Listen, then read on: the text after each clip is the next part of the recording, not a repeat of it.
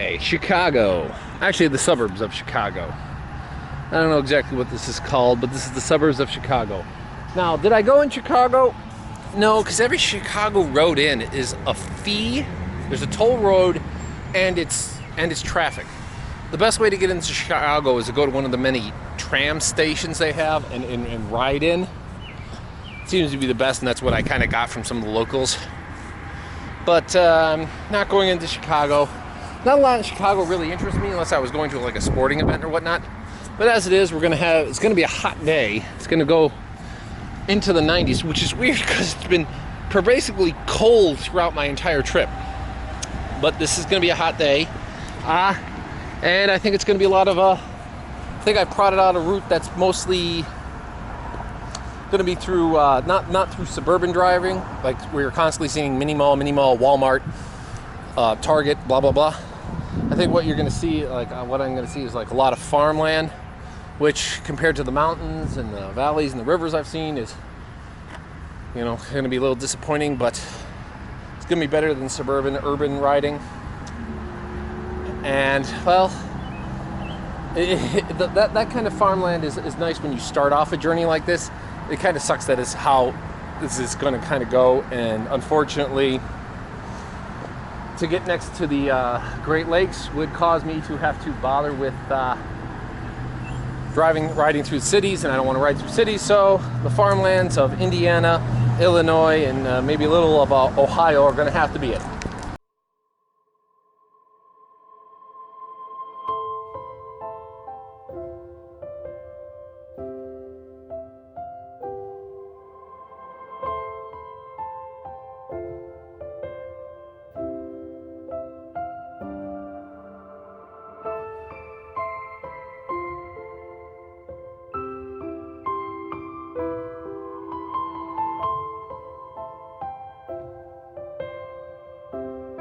Yes, here we're starting off from good old Chicago. Now Chicago gets kind of a good and bad rap. One, there's a lot of things to see and do in Chicago. I mean, obviously it's got a storied history with like Al Capone, the gangsters, the 1920s. Chicago Bears, the Chicago Bulls. They got the Mercantile Exchange. I didn't go into the city because if you've ever been in downtown Chicago and actually driven, it's like any major city, it's a nightmare for when it comes to usually parking or kind of getting around because of just the amount of traffic and people that are there. Also, it can become very difficult because they've got a lot of tolls on practically everything. It seems like everything seems to have a toll on it. A lot of the major thoroughfares, bridges all have tolls, and the tolls all of them aren't that modern. Oh god, if you go to some places and they toll, all they do is they just basically, as you drive by, you just snap a picture of your license plate and they'll see if you've got like an easy pass or one of those things, and they'll charge that account, or they'll just mail you a bill. But Chicago has some of the more older style tolls where you actually have to stop and pay, and those, if you're on a motorcycle, that is incredibly annoying. I mean, I've got the electronic pass and whatnot, so I can just kind of normally just drive on through everything. That's the way I like to do it, but whatever. So, but moving on.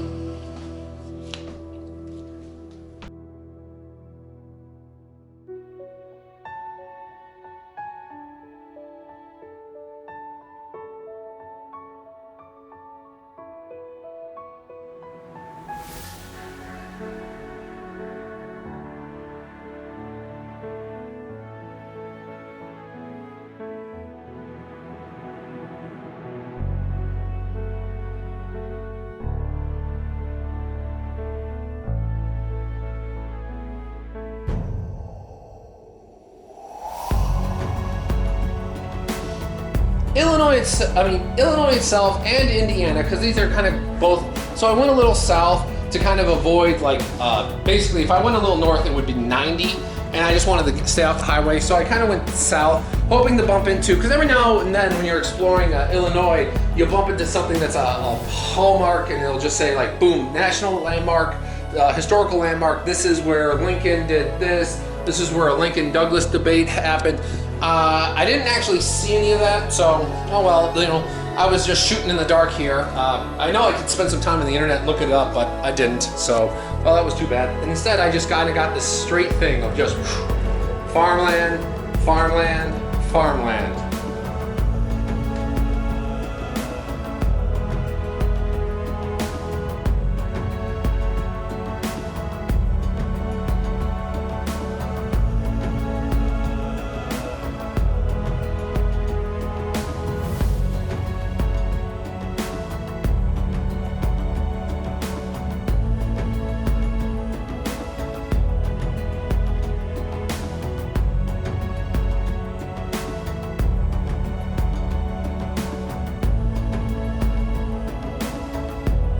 Oh, you know, nice little stop off where there's a lot of yeah, I'm in a lot of farmland, so it's a lot of open country, kind of like the highways in between the highways. So, well, it's not Alaska.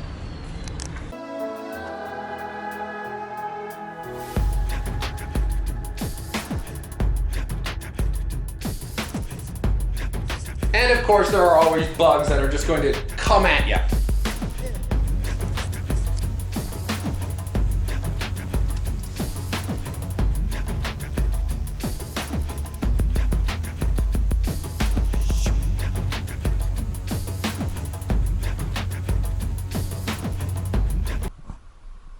Lots of farms, lots of nothing.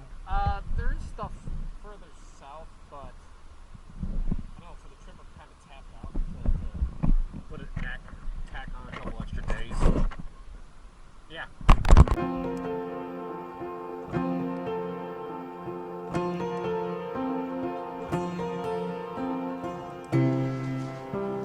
You know, in some respects, when I first start off this trip and I'm off and I'm going, I'm kind of relaxed when you kind of like see the open farmland, because you're in kind of like nice spacious, kind of like it's a promissory of nature's coming. But when you're kind of coming back and you've come back from like Alaska or out west in Montana, oh, it hurts a little bit, because now what was just roaming plains or just fields of just cattle grazing is now just, you know, regimented farmland, and a little disappointing. You know, why the trip comes to an end.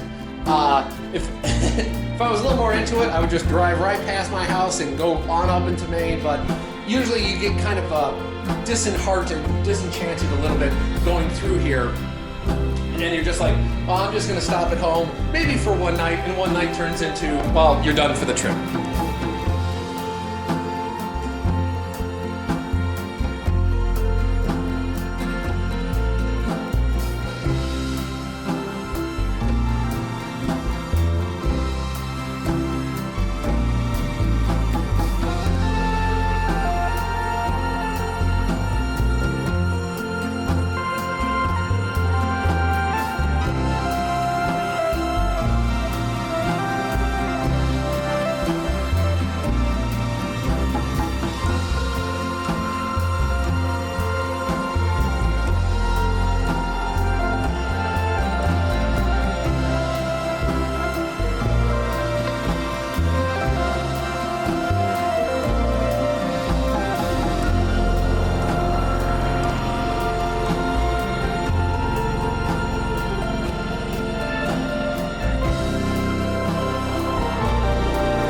But I'm not there yet, so there's a little ways left to go.